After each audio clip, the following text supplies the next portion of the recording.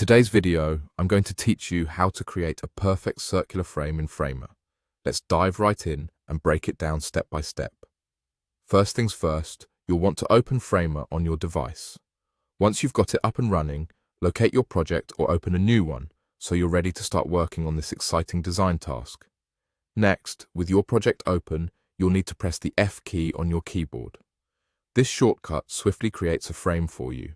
Now, it's likely that the frame won't be the exact size or shape we need right off the bat, so let's make some adjustments. Move over to the panel on the right side of your screen. Here, you'll see options to tweak various aspects of your frame. You'll want to specifically set the height and the width of the frame to 50. Adjust these dimensions carefully, ensuring both numbers match because symmetry is key in achieving that perfect circle we're aiming for. After entering those values, it's vital to lock them in place. So find that little lock icon next to the dimensions and click it. This will secure the proportions, preventing any accidental alterations. The next step is to adjust the radius. Increase that value also to 50. Now, you might wonder why this specific number.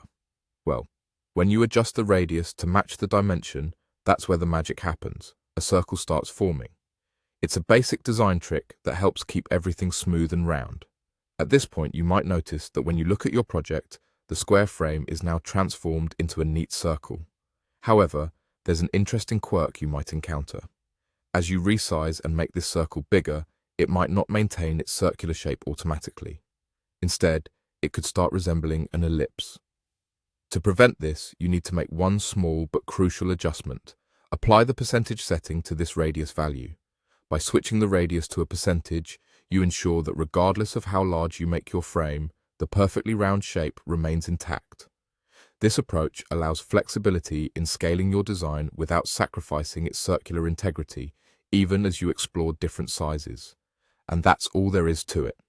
By following these simple steps, you've not only learned how to create a circular frame in Framer, but you've also got tips for maintaining that shape no matter how you choose to resize it. I hope this guide empowers you to add well-proportioned circles to your design toolkit. Thanks for joining me today, and happy designing.